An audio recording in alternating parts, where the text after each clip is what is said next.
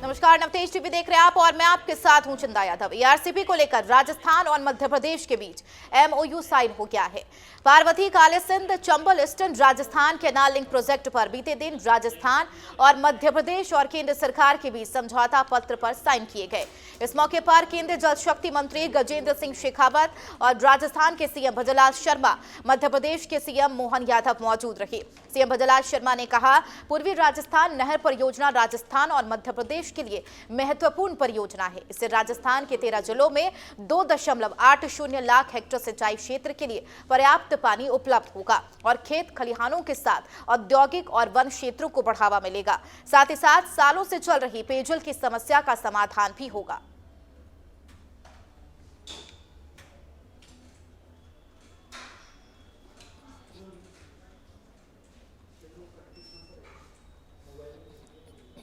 की संभावना रहेगी। औद्योगिक निवेश का बड़ा एक एरिया तैयार होगा, पेयजल की समस्या हल होगी, शैक्षणिक संस्थानों को खुलने का मौका मिलेगा, धार्मिक पर्यटन के केंद्र इसमें बनेंगे। ऐसे बहुत लाभ मिलेंगे, बड़े पैमाने पर बड़ी आबादी और सबसे बड़ी सिंचाई का बहुत बड़ा बेल्ट खुलेगा। जो हमारे एक तरह से ड्राई एरिया है उनमें एक वापस पंजाब हरियाणा की याद आएगी और ये हमारा राजस्थान मध्य प्रदेश का इलाका बहुत समृद्ध क्षेत्र 13 हमारे जिले हैं। 2,80,000 हेक्टेयर सिंचित भूमि के लिए भी इसमें है। ये बहुत बड़ा वरदान साबित पूर्वी राजस्थान के इन 13 जिलों के लिए होगी। इसमें यही नहीं, क्योंकि जो वन क्षेत्र है, हमारा नेशनल पार्क है, इन सभी के लिए उसका फायदा होने वाला है। हमारा औद्योगिक क्षेत्र हो चाहे हमारा कृषि क्षेत्र हो, उनके लिए बहुत बड़ा फायदा इससे हो। इस मौके पर मौजूद केंद्रीय जल शक्ति मंत्री गजेंद्र सिंह शेखावत ने खुशी जाहिर की और कहा, मध्य प्रदेश और राजस्थान के 25 जिलों के लाखों लोगों के लिए दिन स्वर्णिम सूर्योदय का दिन है। जो पानी की कमी वाले क्षेत्र हैं, उनके लाखों लोगों के लिए एक स्वर्णिम सूर्योदय का दिन है। और भारत की सरकार जो माननीय नरेंद्र मोदी जी के नेतृत्व में ऐसे सारे विषय जो वर्षों से लंबित हैं, इनके समाधान के लिए त्वरित गति से काम कर रही है। भारत की सरकार के लिए भी आज एक अत्यंत सफलता से भरा हुआ दिन है। जैसा अभी चर्चा हुई, स्वर्गीय अटल जी के जमाने में सरप्लस बेसिन से डेफिसिट बेसिन पर पानी ट्रांसफर किया जा सके और जल संसाधनों का हम संपूर्णता के साथ में उपयोग कर सकें, इस दृष्टिकोण से जो विचार बना था, उस विचार को आगे बढ़ाते हुए पार्वती कालीसिंध परियोजना और राजस्थान का ईस्टर्न राजस्थान कैनाल प्रोजेक्ट, इन दोनों को इंटीग्रेट करके एक नई नदी जोड़ने की परियोजना की कल्पना की गई। बताया गया कि 5,40,000 से ज्यादा हेक्टेयर भूमि, मतलब लगभग 14 लाख एकड़ जमीन जो है वो किसानों की नई सिंचाई के अधीन आएगी और लाखों लोगों को पेयजल की सुविधा जो है वो आने वाले 30-40 सालों तक के लिए स्थायी रूप से मिलने वाली है। इतना ही नहीं, इस परियोजना के कारण से जो बांध भरेंगे और इन परियोजना के कारण से अभी जो वर्तमान के जो बांध और बड़े तालाब हैं, जिनको इस परियोजना के माध्यम से पोषित किया जाएगा, उसमें पानी का संचय किया जाएगा, उसके कारण से उस पूरे आसपास के क्षेत्र का जो अंडरग्राउंड वाटर टेबल जो निरंतर घटता जा रहा है, उस टेबल को भी वापस ऊपर उठाने में हमको सफलता प्राप्त हो। अब आपको ग्राफिक्स के जरिए सुनवाते हैं कि इस परियोजना से क्या क्या लाभ मिलेंगे।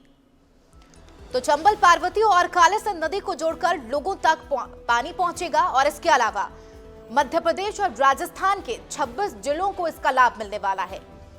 वही बात कर ले, दोनों राज्यों के 5,80,000 हेक्टेयर भूमि की सिंचाई की सुविधा भी मिल पाएगी और लाभ के तौर पर आगे देखें तो 30 से 40 साल तक लाखों लोगों को पेयजल की सुविधा मिलेगी, यानी कि बड़े पैमाने पर लाभ मिलेगा। रामगढ़ बैराज, महलपुर बैराज, नैना बैराज, मेज बैराज समेत 26 बांध इसमें शामिल हैं और इसके अलावा पूर्वी राजस्थान के 13 जिलों को इससे लाभ मिलेगा। तो ईआरसीपी से राजस्थान को लाभ मिलने को लेकर किस तरीके से कहां लाभ मिलेगा, उसमें झालावाड़, बारां, कोटा, बूंदी के लोगों को बड़े पैमाने पर फायदा मिलने वाला है। सवाई माधोपुर, करौली, धौलपुर, भरतपुर, दौसा को पेयजल का लाभ मिलेगा। वहीं इसके अलावा आपको 2,80,000 हेक्टेयर क्षेत्र में सिंचाई के लिए उपलब्धता इसमें शामिल है। जाहिर सी बात है 25 लाख किसानों को सिंचाई जल की अब सुविधा मिलेगी।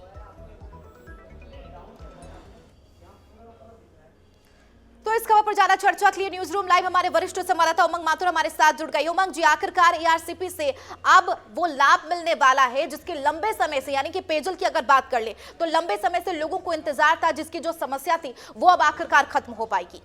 बिल्कुल चंदा, आपने बिल्कुल सही कहा और हमें याद है जब पूर्व प्रधानमंत्री अटल बिहारी वाजपेयी की एक महत्वाकांक्षी योजना थी कि जिस प्रकार से पूरे देश की सड़कों को जोड़ा जा रहा था, उस समय जब ये योजना बन रही थी तब प्रधानमंत्री उस समय के अटल बिहारी वाजपेयी ने ये, हम कह सकते हैं कि ये एक विचार रखा था कि क्यों ना पूरे देश की नदियों को भी जोड़ा जाए। और शायद उसी समय की बात है जब वसुंधरा सरकार के अंदर, या फिर हो सकता है कि प्रधानमंत्री अटल बिहारी वाजपेयी से प्रेरित होकर पूर्ववर्ती वसुंधरा सरकार के अंदर एआरसीपी योजना को मूर्त रूप दिया गया था।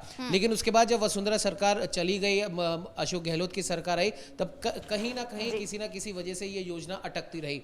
आरोप प्रत्यारोप का दौर लगातार जारी रहा, लेकिन कल एक महत्वपूर्ण और ऐतिहासिक कदम उठाते हुए मध्य प्रदेश के मुख्यमंत्री और राजस्थान के मुख्यमंत्री ने जो विवाद जो चल रहा था इस योजना को लेकर, उस विवाद का खात्मा किया है और ईआरसीपी को संशोधित रूप देकर इसके अंदर पार्वती, कालीसिंध और चंबल को भी जोड़ दिया है। और आपको बता दें कि सीधे सीधे हम कह सकते हैं मध्य प्रदेश और राजस्थान के 26 जिलों को इससे लाभ मिलेगा। 40 लाख से अधिक परिवार हम कह सकते हैं इससे प्रभावित होंगे। और खास तौर पर राजस्थान के उन 13 जिलों की बात करें जहां पर ईआरसीपी बेहद जरूरी थी। चंदा, हम आपको एक छोटी सी बात यहां पर बताना चाहेंगे। उन 13 जिलों में से कई जिलों के अंदर जो ग्रामीण लोग थे उनकी स्थिति इतनी भयावह थी कि वो गंदा पानी पीने को मजबूर थे। उनके जो आने वाली जो उनकी जो संतानें हो रही थी वो पानी की कमी, पानी में जो ज़रूरी विटामिन मिनरल्स होते हैं साफ दूषित पानी की वजह से वो विकृत पैदा हो रही थी। तो की पीढ़ी है उसे भी इस परियोजना से लाभ मिलने वाला है। हालांकि उमंग जी, अगर पहले की बात कर ले तो साफ तौर पर गजेंद्र सिंह शेखावत ने भी बयान दिया है।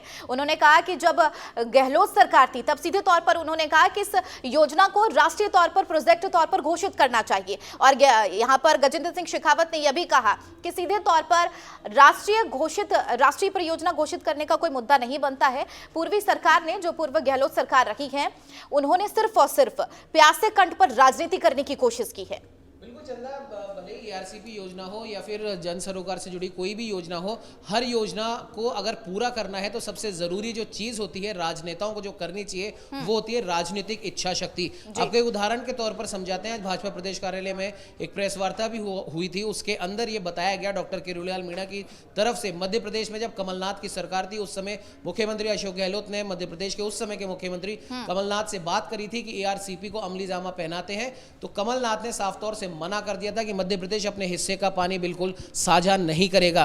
खैर, ये उस समय की बात थी। बात अब हम आज की करते हैं कि आज ईआरसीपी योजना पार्वती, कालीसिंध, चंबल परियोजना के साथ में संशोधित रूप में अब अमली जामा पहन चुकी है और आने वाले कुछ महीनों में या कुछ वर्षों में ये हम कह सकते हैं जमीन पर आ जाएगी। और आने के बाद में जो फायदा, जैसा कि अभी आपने भी ग्राफिक्स के माध्यम से बताया था, कम से कम 30 से 40 साल तक इसका फायदा मिलेगा। और अगर हम कह सकते हैं एक कदम और आगे बढ़कर अगर देखें तो इस योजना की वजह से सालों से जो रामगढ़ का बांध जो सूखा हुआ है, कह रहे हैं सरकार के जो नुमाइंदे हैं कि वो रामगढ़ बांध भी भर सकता है। और अगर वो बांध भरता है तो सिर्फ 30 साल नहीं, न जाने कितने सालों तक राजस्थान की इस मरुधरा को पानी की भरपूर आवक मिल पाएगी। इस परियोजना से फायदा मिल सकता है। हालांकि इस मुद्दे को राजनीतिक मुद्दा बनाने में भी कोई कसर नहीं छोड़ी गई है कांग्रेस की तरफ से, चाहे वो फिर अमीन कागजी की बात करें या फिर टीकाराम जूली की। टीकाराम जूली ने भी साफ तौर पर कहा था कि केंद्र सरकार इसे सिर्फ और सिर्फ राजनीतिक मुद्दा बनाने की कोशिश कर रही है। चंदा, देखिए, राजनीतिक मुद्दा तो ये जरूर बनेगा क्योंकि पिछले 4.5-5 सालों में बीजेपी ने जिस प्रकार से प्रचार करा है और उस प्रचार का जिस तरीके से कांग्रेस ने जवाब दिया है ईआरसीपी को लेकर, तो राजस्थान की जनता ने सिर्फ आरोप और प्रत्यारोप ही देखे हैं। अब कोई सी भी योजना हो, अगर वो मूर्त रूप ले रही है किसी भी सरकार के समय में, तो जाहिर सी बात है उसका विरोध होना भी लाजमी है। और विरोध यहां तक हो गया कि किसान नेता रामपाल जाट, जो कि पहले बीजेपी में थे, अब वो कांग्रेस में चले गए हैं, उन्होंने तो ये तक कह दिया कि बीजेपी सरकार जो ये योजना लेकर आई है इससे किसानों को, राजस्थान की जनता को नुकसान पहुंचेगा। तो कुल मिला के बाद हम ये कह सकते हैं कि काम करो तो सुनो, नहीं करो तो सुनो वाली बात इस समय बीजेपी सरकार के साथ में हो रही है। ईआरसीपी योजना इसका एक उदाहरण मात्र है। चंदा, चलिए, बहुत बहुत शुक्रिया उमंग जी इस खबर पर हमारे साथ बनने के लिए और लगातार चर्चा के लिए। बहरहाल अब बड़े पैमाने पर राजस्थान की जनता और इसके अलावा मध्य प्रदेश की जनता को बड़े पैमाने पर फायदा मिलेगा, यानी कि पेयजल की जो लंबे समय से समस्या चल रही थी उससे कहीं ना कहीं लोगों को निजात मिलेगी। बढ़ेंगे आगे।